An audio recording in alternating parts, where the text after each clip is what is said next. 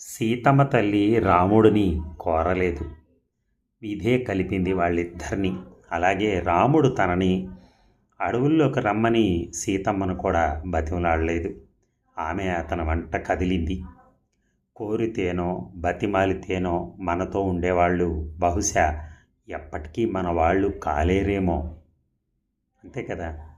ఊరికే గొడవలు అవుతున్నాయి అనుకోండి, భార్యాభర్తకి రోజు బతిలాడుకుంటూ ఆమె వెళ్ళిపోతూ ఉంటుంది పుట్టింటికి. మళ్ళీ ఈయన పోయి లాక్కొచ్చుకుంటూ ఉంటాడు. రామ్మ రామ్మ రామ్మ అని బతిలాడి పంచాయతీలు చేసి అవి చేసి ఇవి చేసి తీసుకొచ్చుకుంటూ ఉంటాడు. ఎన్నాళ్ళని సాగిస్తాం ఇలాగ లైఫ్. ఒక పక్కన పరువు పోతూ ఉంటుంది, ఒక పక్కన నువ్వు పెళ్ళాన్ని చూడలేవా అంటాడు ఒకడు.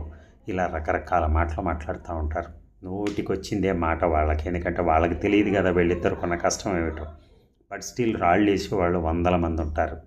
సో అందుకోసమని అలా ఇద్దరూ గనక అనుకుని ఉంటే, ఇద్దరు ఒక మాట మీద ఉంటే ఎటువంటి ఇష్యూస్ రావు ఇలాంటివి. లేకపోతే మాత్రం కోరితేనో బతిమాలితేనో వచ్చేవాళ్ళు ఎప్పటికైనా మనతో పాటు ఉంటారని గ్యారంటీ ఏముంది? ఏమీ లేదు. కోపం వచ్చినప్పుడల్లా వెళ్ళిపోతానంటే ఎవడేం చేయగలుగుతాడు? Thank you.